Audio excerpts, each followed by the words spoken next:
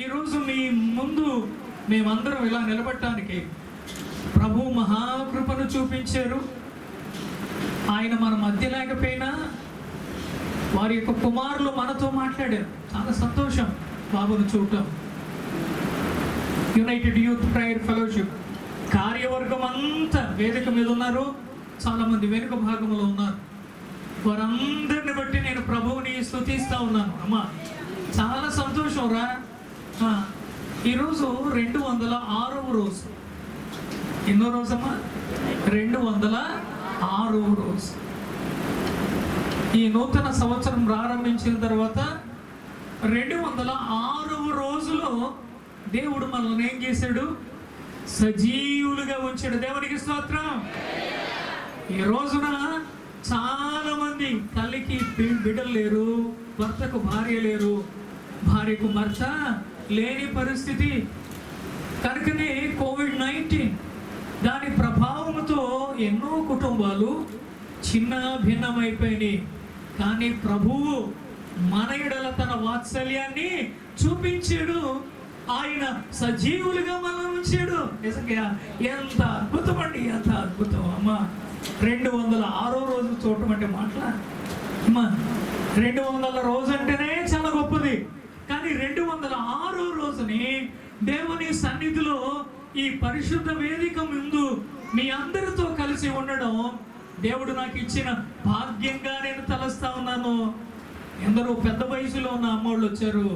వారిని బట్టి నాకు చాలా ఆనందంగా ఉంది. మీరు కూర్చున్న విధానం కూడా చాలా అద్భుతంగా ఉంది. అలాగే దైవజనులు దివ్యమైన ఆరాధనలో మనల్ని నడిపించారు. అవునా? ఆరాధనలో ప్రాముఖ్యమైన సంగతులు 4 ఉన్నాయి. నెంబర్ 1, నా బ్రతుకు దినములన్నిటిలో నేను నిన్ను కీర్తిస్తాను, కీర్తనీయుడైన ప్రభువుని కీర్తిస్తాను అని చెప్పారు. నెంబర్ 2, కీర్తనీయుడైన ప్రభువుని కీర్తించడమే కాదు, ఆత్మతోనూ సత్యముతోనూ ఆయనను నేను ఆరాధిస్తాను అని చెప్పారు. అంత మాత్రమే కాదు, నా బ్రతుకు దినములన్నిటిలో ఆయనను ప్రార్థన చేస్తాను. ప్రభుకి ఏం చేయాలి? మనం ప్రార్థించువారముగా ఉండాలి. ప్రియ స్నేహితులారా, ప్రభు యొక్క ప్రేమను చాటేవారముగా ఉండాలి. కాబట్టి ప్రారంభం నుంచి దేవుని ప్రేమను గురించి ప్రకటించడం జరిగింది. కనుక వాక్య ధ్యానంలోనికి వెళ్ళక ముందు చెబుతున్నాను, ఈ దినం ప్రభు దినం, పునరుద్ధాన దినం. కాబట్టి ఈ దినానికి సంబంధించిన మాట చెబుతున్నాను. మీరు నా సన్నిధికి రండి అని ఆహ్వానం. కాబట్టి ఆయన అంటున్నాడు, మీరు మీ దేవుని సన్నిధిని కనబడడానికి ఏమవ్వాలి? సిద్ధపడాలి. You have to prepare to meet the lord. ప్రభువుకి కనబడటానికి మనం ఏం చేయాలి? సిద్ధపడాలి, సిద్ధపడాలి. మాత్రమే కాదు, మీరు నన్ను ఆశ్రయించండి. ఏమవుతారు? మీరు బ్రతుకుతారు అంటున్నాడు. ఈ రోజున బ్రతికి బట్టగట్టాం, కేవలం దేవుని కృప అంతే.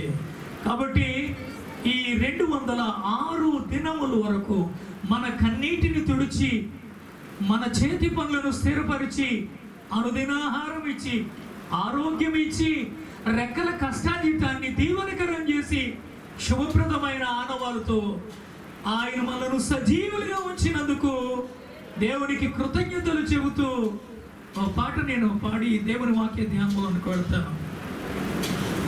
వెళ్ళిపోయిన మ్యూజిషియన్స్ తమ్ముడు. నా కన్నుల కన్నీరు తుడచిన యేసయ్యకే ఆరాధనా, ఆరాధనా. నా కన్నుల కన్నీరు తుడచిన యేసయ్యకే ఆరాధనా, ఆరాధనా, ఆరాధనా,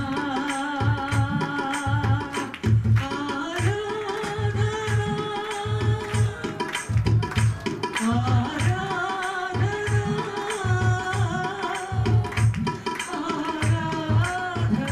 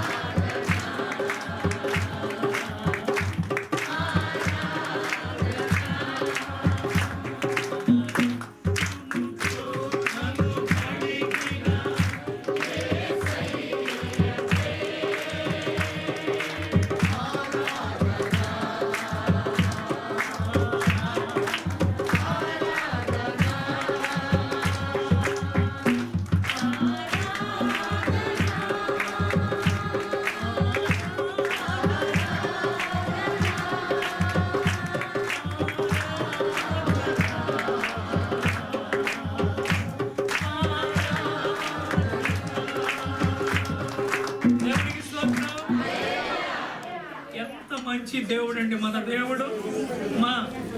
ఈ రోజున తినుటకు ఆహారము ఏదో రూపంలో దేవుడు మనకు సమకూరుస్తూ ఉన్నాడు. కావలసిన అనుదిన ఆహారంతో పాటు కావలసినటువంటి వసతులను దేవుడు మనకి ఇచ్చాడు. మంచి మంచి మేడలు మిద్దెలు లేకపోయినా తలదాచుకోవడానికి నివాసాలు ఇచ్చాడు దేవుడు. గొప్ప గొప్ప రాజవస్త్రాలు ధరించకపోయినా దేవుడు మంచి వస్త్రాలు ధరించుకునే అవకాశాన్ని దేవుడు మనకి కల్పించాడు ప్రియ స్నేహితులారా. అయితే ఆ గొప్ప దేవుడు ఈ దినాన్న మనము చేయవలసిన పని ఏంటి అంటే ఆయన సన్నిధికి రావటం అంటే ఆయనకు కనబడాలి. ఒకటి, ఆయనకి ఏం చేయాలి? రెండు, ఆయనను కలుసుకోవాలి. అర్థమవుతుందండి? మూడు, ఆయన ఎదుట నిలబడాలి. దేవునికి స్తోత్రం. కాబట్టి ఆయనకు కనబడాలి. ఎవరాయన? మహాగణుడు, మహోన్నతుడు, సర్వశక్తిమంతుడు, జీవాధిపతి అయినటువంటి వాడు. ఆయన గమనం చేసినట్లయితే నా ప్రియ స్నేహితులారా, మనందరి యొక్క జీవన నేపథ్యంలో ఆయన మాటలు ఎంత ఉన్నతమైనవో లేఖన భాగాన్ని మనం చూస్తూ ఉన్నప్పుడు, ఆయన సన్నిధికి మనము కనబడినప్పుడు, ఆయన సన్నిధిని ఆయన మాటలు మనం విన్నప్పుడు నా ప్రియ స్నేహితులారా, ఆయన మాటలు ఎంత ఉన్నతమైనవి అని ఆలోచన చేస్తే ప్రకటన గ్రంథం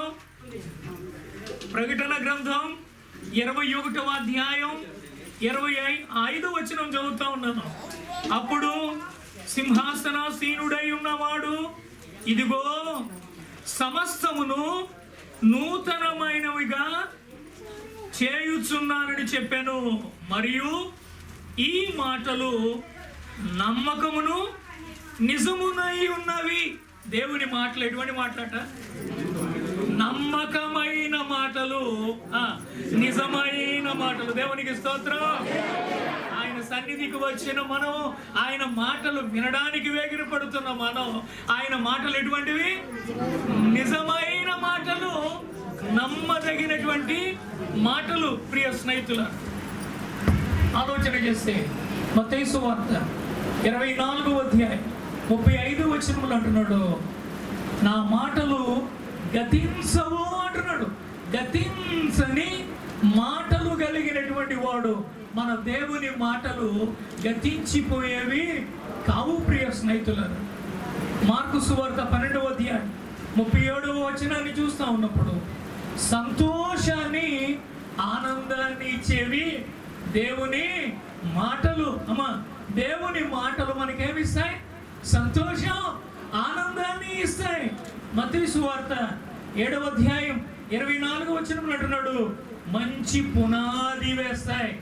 దేవుని మాటలు విన్నవాడు మంచి పునాది మీద తన ఇల్లు కట్టుకున్న బుద్ధిమంతుని పోలిన వాడు అంటారంటే మంచి పునాదిని ఇస్తాయి దేవుని మాటలు. కనుకనే లేఖనంలో చూస్తే లూకా సువార్త 1వ అధ్యాయం 20వ వచనం, ఆయన మాటలు నెరవేర్చే మాటలు. దేవుని మాటలు ఏమవుతాయి? నెరవేర్చబడతాయి.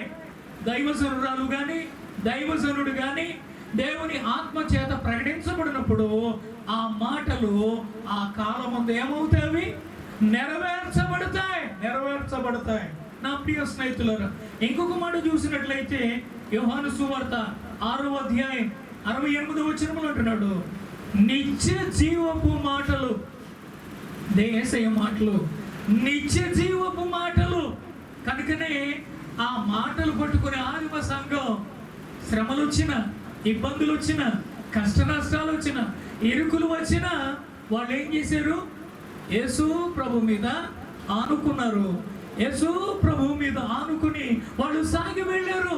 అందుకనే ఆదిమ సంఘానికి ఉన్న ఆనందం ఏంటి, వాళ్ళకున్న సంతోషం ఏమిటి అని ఆలోచన చేస్తే ఇక్కడ ఉన్న పెద్దలు దైవజనులకు తెలుసు. నా ప్రియ యేసునిపై ఆనుకొని, ఇక్కడ ఉన్న వాళ్ళు ఎక్కడికి వెళ్ళకూడదు. నా ప్రియ యేసునిపై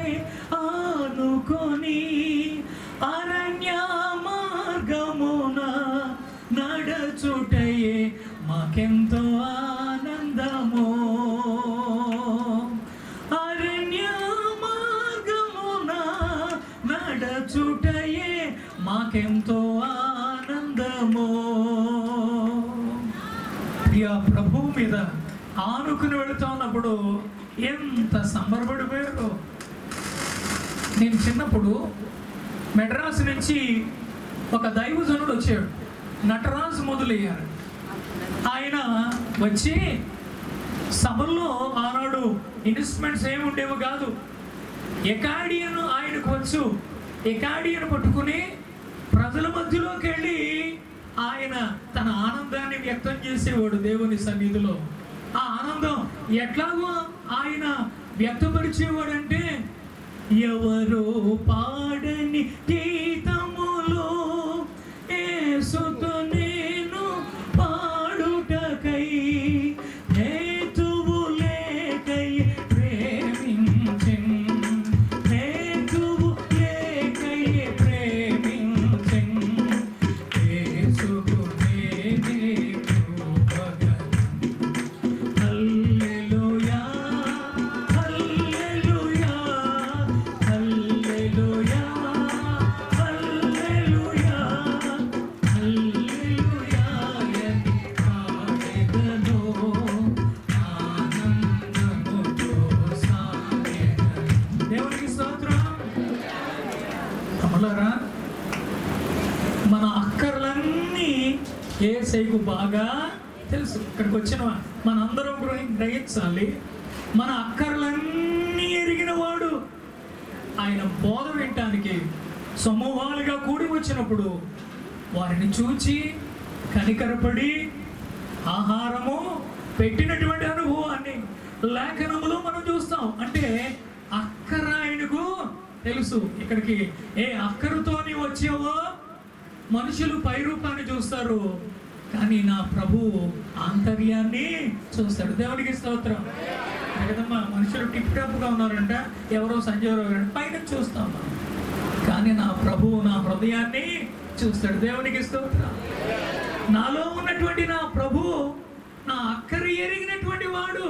కాబట్టి ఈ పగటి కాలం ప్రభువుది నాన్న చెబుతూ ఉన్నాను, మన అందరి అక్కర్లు దేవునికి తెలుసు.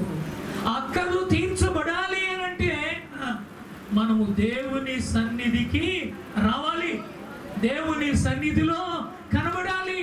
ఆదివారం వచ్చింది అని అంటే ఎంత కష్టమైనా, ఎన్ని ఇబ్బందులైనా, వర్షమైనా, ఎండ ఎక్కువైనా, బలహీనత వచ్చినా, ఆరోగ్యం సహకరించకపోయినా దేవుని సన్నిధిని నిర్లక్ష్యము చేయకూడదు. అమ్మగారు లేరులే, ఎక్కడికో వెళ్ళారు, అయ్యగారు లేరులే, కాదు కాదు.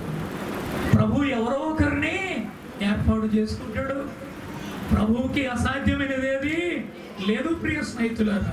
కనుక నేను అంటున్నాను, ఆయన మన అందరి అక్కర ఆయనకు తెలుసు. మీకు తెలుసు కదా, మనలో ప్రతి ఒక్కరి పేరు యేసయ్యకు తెలుసు. ఇక్కడ మీ పేర్లు నాకు తెలియదు, కానీ మన అందరి పేర్లు మాత్రం నా ప్రభువుకు మాత్రం తెలుసు ప్రియ స్నేహితులారా. కనుకనే అక్కర్లు ఎరిగినటువంటి వాడు మన ప్రభు. పరిశుద్ధ గ్రంథమైన బైబిల్లో మనం చూస్తూ ఉన్నప్పుడు ప్రియ స్నేహితులారా, ఒక మాట చదువుతున్నాను. మత్తయి సువార్త 6వ అధ్యాయం 8వ వచనం. మత్తయి సువార్త 6వ అధ్యాయం 8వ వచనం. మీరు మీ తండ్రిని అడగక మునుపే మీకు అక్కరగా ఉన్నవి ఏవో ఆయనకు తెలియను. దేవునికి స్తోత్రం. ఇక్కడికి రావాలి అంతే, దేవుని మందిరంలోనికి రావాలి. కానీ నీకు వస్తే నీ అక్కర్లేంటో ఆయనకు బాగా, నీ కుటుంబ అక్కర్లు, నీ బిడ్డల అక్కర్లు, నీ యజమాని అక్కర్లు, నీకు నా అక్కర, నీ పిల్లలు, నీ కోడండ్రు, నీ కుటుంబ సమస్య, నీ అక్కర ఏముందో దేవునికి తెలుసు. దేవునికి తెలుసు ప్రియ స్నేహితులారా. కనుకనే రమ్మని పిలుస్తా ఉన్నాడు. నిర్లక్ష్యం చేయటం మంచిది కాదు. ఎందుకంటే అక్కర ఎరిగిన వాడు మన ప్రభువు. అడగక మునుపే మన అక్కర ఆయన తీర్చగలిగిన వాడు. రెండో మాట చెబుతున్నాను, ఆయన అక్కర ఎరిగిన వాడే కాదు, మన అవసరత తీర్చగలిగిన వాడు. దేవునికి స్తోత్రం. మన అవసరత ఏదుందో అది తీర్చగలిగినటువంటి వాడు. ఫిలిప్పీ పత్రికలో రాస్తాడు 4వ అధ్యాయం 19వ వచనములో అంటున్నాడు, కాగా దేవుడు తన ఐశ్వర్యము చొప్పున క్రీస్తు యేసునందు మహిమలో మీ ప్రతి అవసరమును తీర్చును. దేవునికి స్తోత్రం. మన ప్రతి అవసరాన్ని దేవుడు తీర్చగలిగిన వాడు. దేవుడు తీరుస్తాడు. ఆయన మనల్ని విడిచిపెట్టేవాడు కాదమ్మా. ఎలాంటి ప్రతికూల పరిస్థితులు వచ్చినా ఆయన విడిచిపెట్టేవాడు కాదు. ఆత్మ సంబంధమైన అక్కర్లు ఆయన మనకు తీర్చగలిగినటువంటి వాడు. కనుకనే కరములు జోడించి చెబుతూ ఉన్నాను, ఆ ప్రియ ప్రభు మన అక్కర్లు మన అవసరతలు తెలుసు. ఇంకా ఆలోచన చేసే మార్కు సువార్త 6వ అధ్యాయం 50వ వచనం ప్రకారంగా చూడండి, ఒక మాట ఉంటుంది. మార్కు సువార్త 6:50. అందరూ ఉందా లేదా చూడండి, అందరూ కూడా చూడండి. లేఖనం చదవగలిగిన వాళ్ళందరూ కూడా చూడండి. అందరూ ఆయనను చూచి అనగా ప్రభువుని చూచి తొందరపడగా ఏమయ్యారు? తొందరపడగా వెంటనే ఆయన వారిని, ఎంత మంచి పదం రాది. ఆయన ఏం చేశాడు చెప్పాలి, పలుకరించి. అంటే మన దేవుడు ఎవరు? పలుకరించి దేవుడు. దేవునికి స్తోత్రం. నీ అక్కర్లు నీ బలహీనత వచ్చినప్పుడు, నీ అవసరత ఎవరో తీర్చలేనప్పుడు నువ్వు ఏడుస్తావు, కానీ నిన్ను చూచి నిన్ను ఆదరించగలిగిన ప్రభు ఒక ఆయన ఉన్నాడు. ఆదరించు దేవుడు మన దేవుడు. పలుకరిస్తాడు ఆయన. ఎంత సంతోషం ఉంటుంది. నాకెవరున్నారండి బాబు పలకరించేవాళ్ళు? నన్ను చూసి పలకరించేవాళ్ళు ఎవరున్నారు? నా అనేవాళ్ళు ఎవరున్నారు? అని కుమిలిపోతున్నావా? నా పిల్లలు నన్ను చూడలేదని, నా భర్త నన్ను చూడలేదని, నా భార్య పిల్లలు నన్ను పట్టించుకోవట్లేదని, ఏదో రీతిలో నీవు ఆదరణ కోల్పోయి నీవు ఉన్నావేమో. కానీ నేను అంటున్నాను, ఇది నన్న ఆయన సన్నిధికి రాగలిగితే నీ అక్కర ఆయనకు తెలుసు, నీ అవసరత ఆయనకు తెలుసు. ఆయన నిన్నేం చేస్తాడు? పలుకరించి ఆదరించే ప్రభువు ఆయన. ఆదరించే దేవుడు. నిజంగా దేవుడు పలకరిస్తే ఇంకేం కావాలమ్మా? అమ్మా, దేవుడు పలకరిస్తే ఇంకేం కావాలి? ఆ పలకరింపు మనం ఎక్కడ చూడగలం?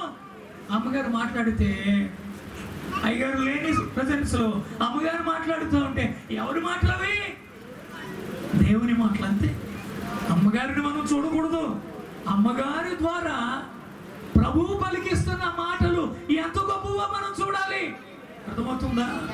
కాబట్టి మా కరములు జోడించి చెబుతున్నాను, ఆయన మనను పలుకరించే దేవుడు. నాకు భలే ఇష్టం ఆ మాట. ప్రభువు పలకరిస్తూ ఉంటాడు. పలకరించిపోతుంది కదా. పెద్దమ్మా బాగున్నావా అనేటప్పటికి ఇది ఎప్పుడు పలకరించేవాడు కాదు. చూడు ఇప్పుడు వచ్చి అలా పలకరిస్తున్నాడు. సంబరపడిపోతుంది. ఈ రోజున నానమ్మ వాళ్ళు పెద్దోళ్ళు ఉన్నారు, తాతయ్యలు, నాన్నమ్మలు, అమ్మమ్మలు ఉన్నారు. ఎవరిని బిడ్డలారా, వాళ్ళను పలకరించండి, వాళ్ళను పలకరించండి. అది మన బాధ్యత, మన కనీస బాధ్యత. వెండి బంగారం ఇవ్వకపోయినా, బామ్మ బాగున్నావా, పెద్దమ్మ బాగున్నావా, పిన్ని బాగున్నావా, తాతయ్య బాగున్నావా అని వాళ్ళని ఏం చేయాలి? మనం మర్మాలు ఏం అవసరం వద్దు, బతకడం నేర్చుకోండి. లోతులోకి వెళ్ళి అవసరం వద్దు, బ్రతకడం నేర్చుకోండి. కనీసం ఒకరితో ఒకరు మనసు విప్పి మాట్లాడుకుని పలకరించగలిగితే ఎంత సంబరపడిపోతారండి. పిల్లలు బాగా చదువుతున్నారు, మంచి మార్కులు వచ్చాయనుకోండి, తల్లిదండ్రులు ఏమైపోతారు? ఆనందపడిపోతారు కదా. ప్రియ స్నేహితులారా, అట్లాగే నేను అంటున్నాను, పలకరించే దేవుడు మనకున్నాడు. ఆయన సన్నిధిలో నిలబడడం నిజంగా అది చాలా ఆనందాన్ని ఇచ్చేది. ఒక దినాన్న ప్రభు ఉన్నాడు, పెద్ద తుఫాన్ వచ్చింది. అర్థమవుతుంది. దోనేమో చిన్నది, తుఫానేమో పెద్దది. అర్థమవుతుందరా? ధోని చిన్నది, తుఫానేమో. కానీ ఆ చిన్న ధోనిలు ఎవరున్నారు? Very good. పలుకరించగలిగిన దేవుడు, అక్కర అవసరత తీర్చగలిగిన దేవుడు, ఆదరించే దేవుడు అందులో ఉన్నాడు. కనుకనే ఆయన మాటకు సాగరం ఏమైపోయింది, నెమ్మలి అయినట్లుగా మనం లేఖనంలో మనం చూస్తూ ఉంటూ ఉన్నాం. కాబట్టి ప్రియ స్నేహితులారా, ఆయన మాటకు సాగరమే ఏమైపోయింది, సద్దనిగిపోయింది. కనుకనే 4-5 రోజుల నుంచి రాష్ట్రాలన్నీ కూడా ఎక్కడున్నాయి, జలగండంలో ఉన్నాయి. వర్షం. ఇక మహారాష్ట్ర భయంకరమైన రీతిలో వర్షం. అంటే దాని ఫలితం ఏంటన్నమాట, రేపటి నుంచి వరదలు, బీభత్సమైన వరదలు, ఇళ్లలోనికి నీళ్లు. హైదరాబాద్లో చూస్తే ప్రతి ఇంట్లోనికి నీళ్లు. ఇంకా మంచాలు కొంచెం ఎక్కడెట్టుకుంటారు వాళ్ళు. గమనించు ప్రియ స్నేహితులారా, అలాంటి ప్రతికూల పరిస్థితుల్లో సైతం ప్రభు తన బిడ్డలను విడిచిపెట్టేవాడు కాదు. ముందుకు వెళదాం. కాబట్టి కలవరములో ఆదరణ. ఏమి తిందుమా, ఏమి త్రాగుదుమా, ఏమి ధరించుకుందుమా. చాలా మందికి లేచిన కానించి అదే పని. ఈరోజు భోజనం చేస్తూ ఉంటాం, సాయంకాలానికి ఏం వండుతావేంటే అంటారు. పిల్లలు కూడా మమ్మీ సాయంకాలానికి ఏం వండుతావు.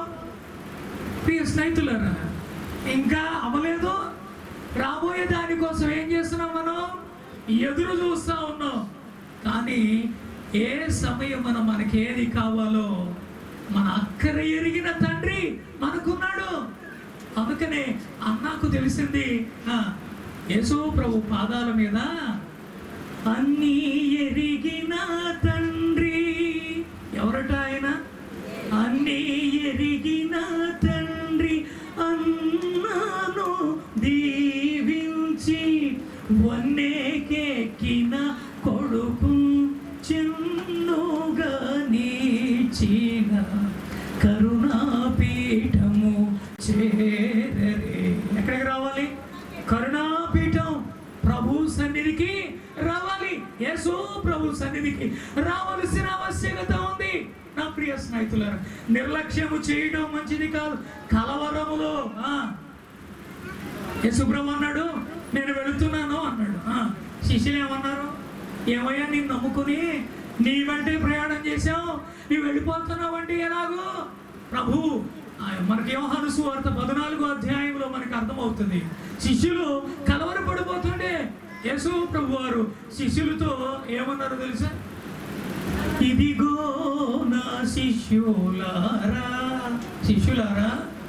ఇదిగో నా శిష్యులారా, ఎరుకాలు చూడి మోక్ష సదనమున కేను బోను సంతోషించుడి.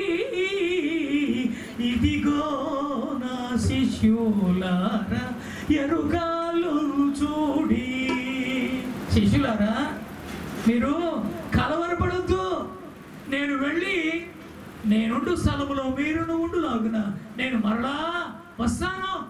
నేను మిమ్మల్ని అనాథులుగా విడిచిపెట్టి వెళ్ళేవాడను కాను. కనుకనే కలవరం వచ్చినా ఆయన మనల్ని విడిచిపెట్టేవాడు కాదు. రోగం వచ్చినా, రోగాలు వచ్చినా విడిచిపెట్టి వెళ్ళిపోవచ్చే మనుషులు. ఇంక మా దగ్గర డబ్బు ఎక్కడిది, ఇంక మేమేం చేయం, ఇంకేదో అవనండి. శక్తికి మించి ఏమో మీకు తెలుసు, కోవిడ్ బారిన పడిన పరిస్థితులు కొందరికి లక్షలే. పేపర్లు 50 లక్షలు ఖర్చు పెట్టింది ఒక ఆమె, 50 లక్షలు. కానీ ప్రయోజనం ఏమీ దొరకల. 7 కోట్లు ఖర్చు పెట్టారు ఒక ఆయనకి, ప్రయోజనం ఏమీ. 7 కోట్లు కోట్లే కుమ్మరించేశారు. ప్రపంచమంతా బ్రతికించాలని సర్వ ప్రయత్నం చేసింది. ఆ రాగం ఒక్కసారి ఆగిపోయింది అంతే. ఇక మనం చెప్పలేం ఏదైనా ఏం జరుగుతుందో మనకి తెలియదు. కానీ ఏ రోగం వచ్చినా ఆదరించగలిగిన వాడు మనేసి ఆయన ఇష్టం అంతే. రోగం వచ్చిందని బంబేలు పడకూడదు, దేవుడికి అప్పగించుకోవడమే. ప్రభువా, నీ చిత్తం అయితే నీ దాసురాలను నీవు కటాక్షించు, కరుణ చూపించు, అది నీ చిత్తం అంతే.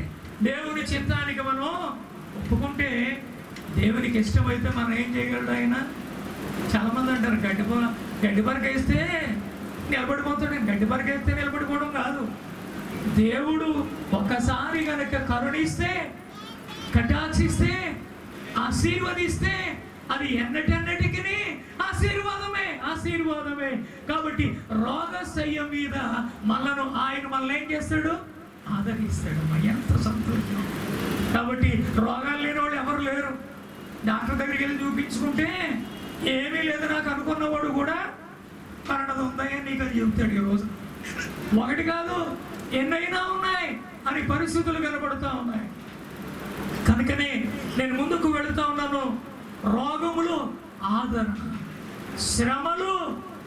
ఈ రోజున మనం చూస్తే శ్రమానుభవం, శ్రమలు అనుభవిస్తూ ఉన్నారు ప్రియ స్నేహితులు. కానీ శ్రమలు వచ్చినా ఆయన మనల్ని విడిచిపెట్టేవాడు కాదు. శ్రమల్లోనే ఆనందాన్ని ఇచ్చే దేవుడు నా దేవుడు. శ్రమల్లోనే అత్యధికమైన ఆనందాన్ని ఇచ్చిన వాడు.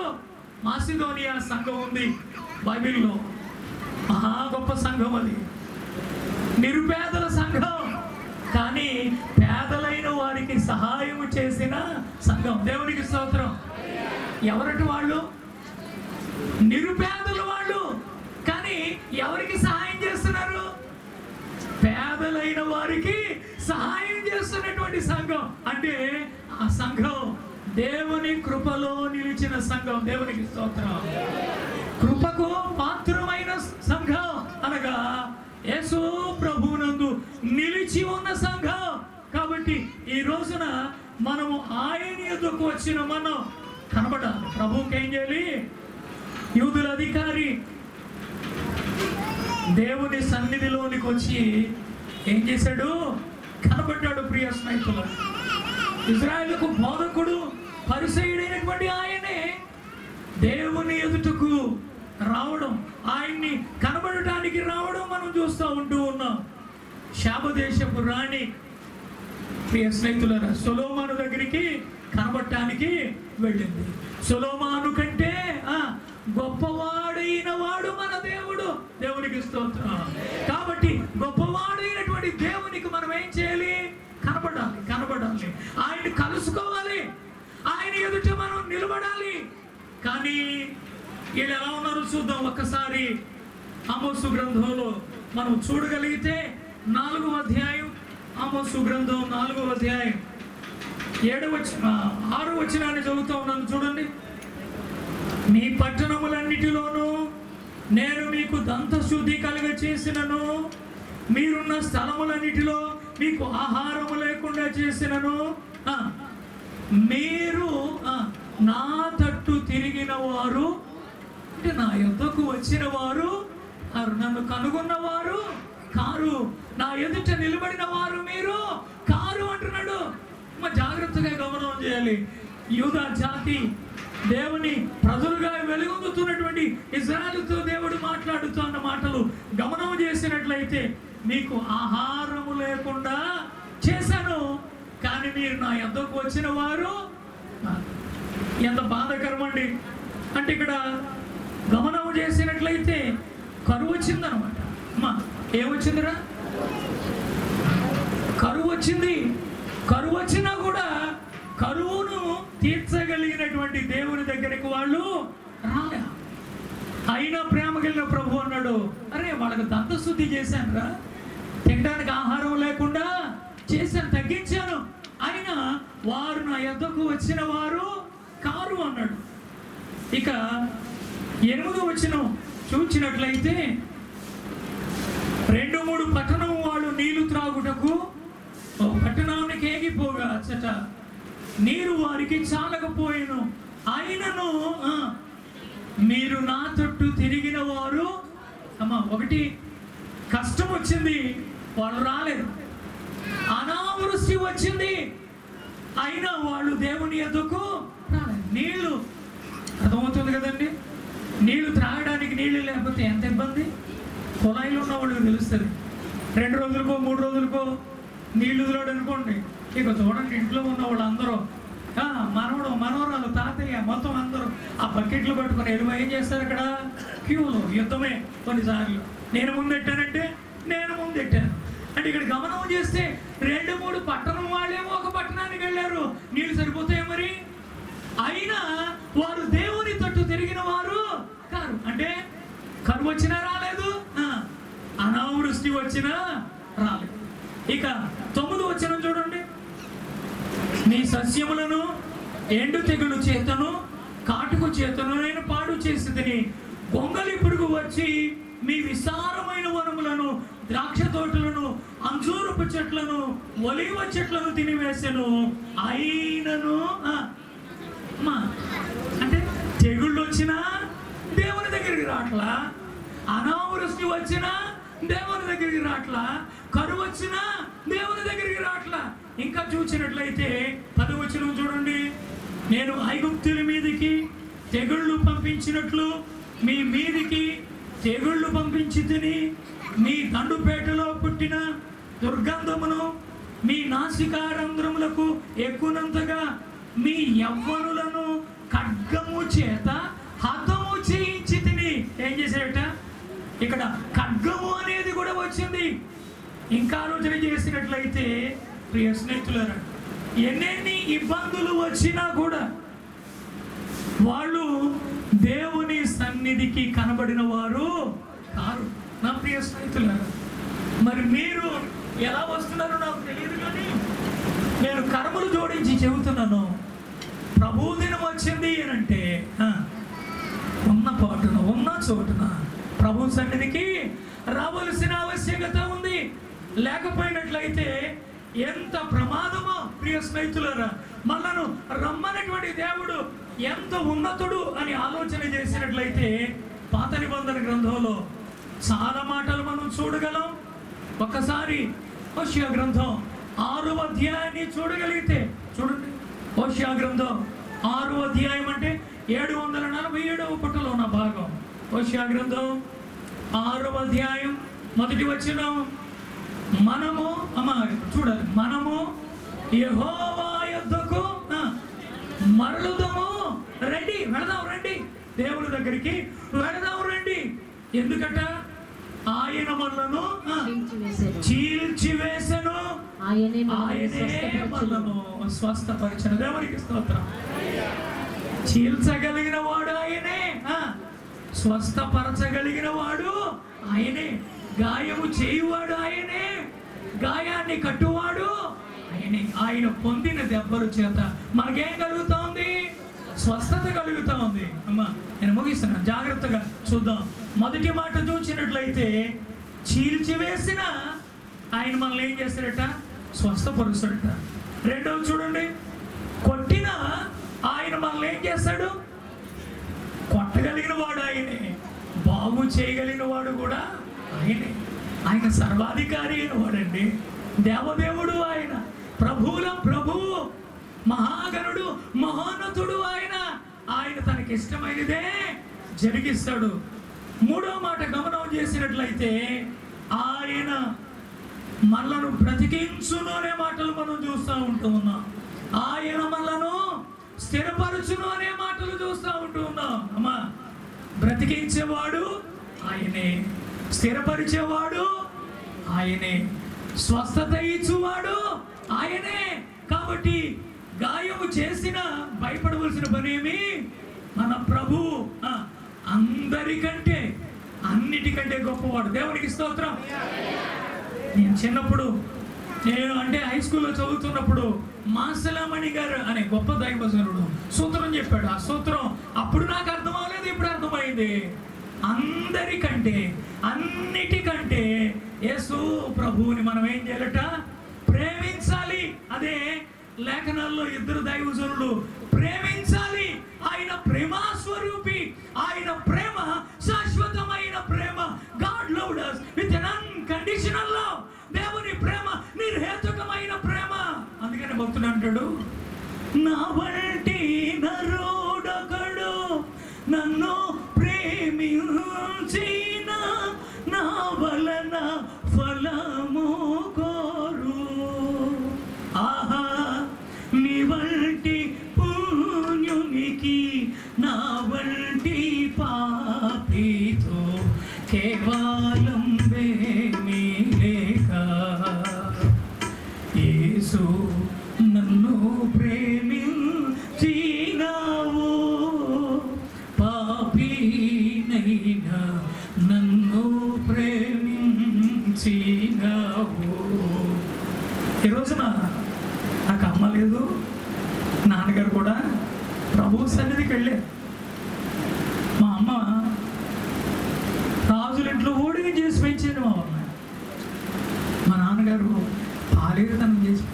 అందుకని చెప్పాలంటే నాకు ఇష్టం. వాళ్ళు ఏం తక్కువేం కాదు, చదువు లేకపోయినా ఎండకు ఎండారు, వానకు తడిచారు. ఈ రోజున మేము ప్రయోజకులమయ్యాం. వాళ్ళకి ఏదైనా పెడదామంటే వాళ్ళు లేరు.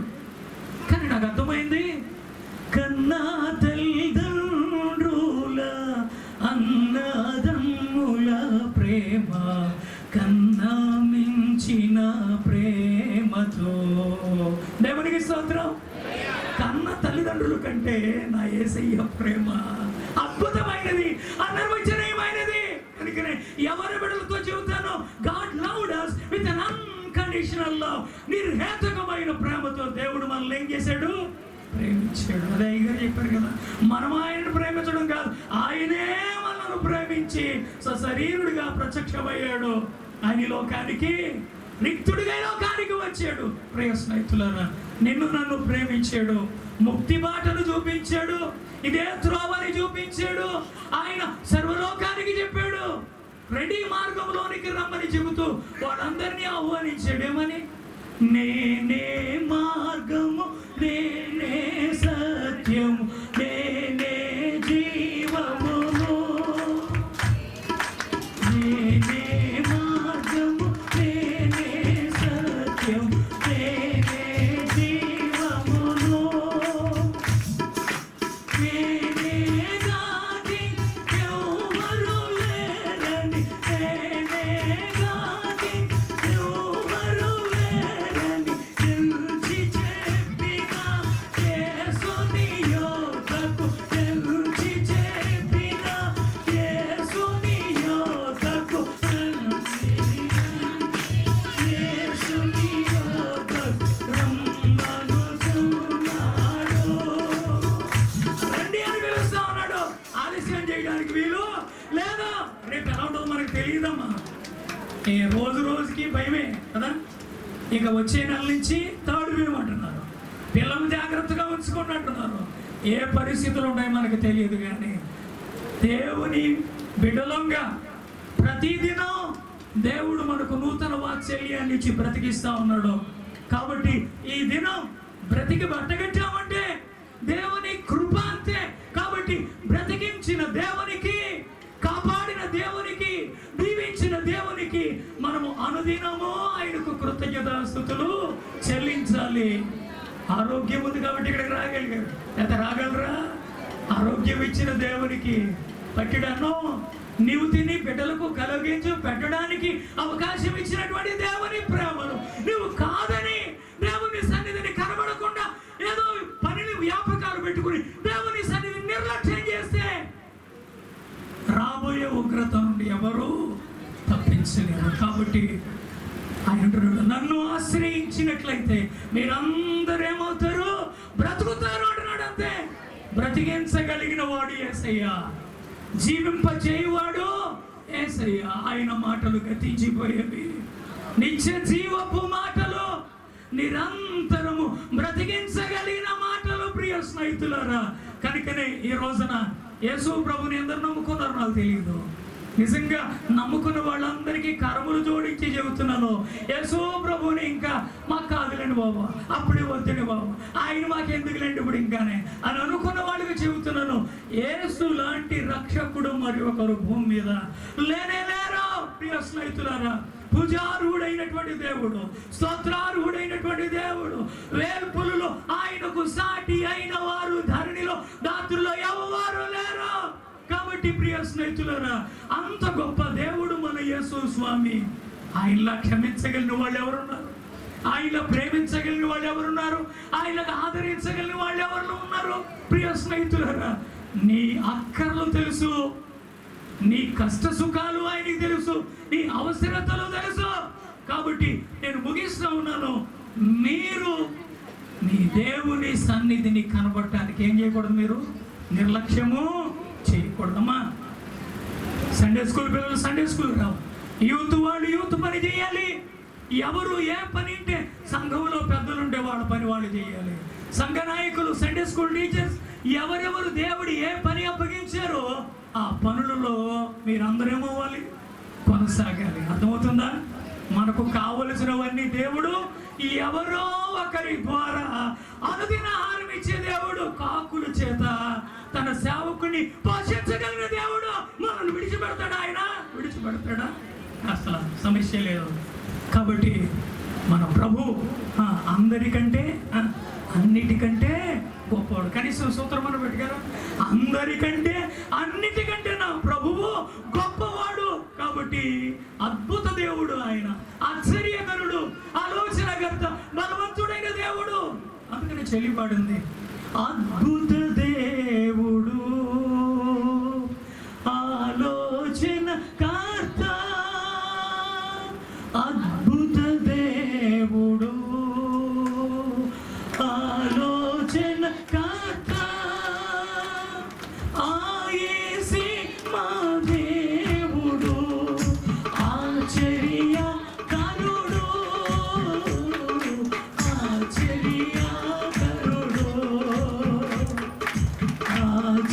ఆశ్చర్యకరుడు. దేవుడు అద్భుతంగా సజీవుల లెక్కలో ఉంచాడు.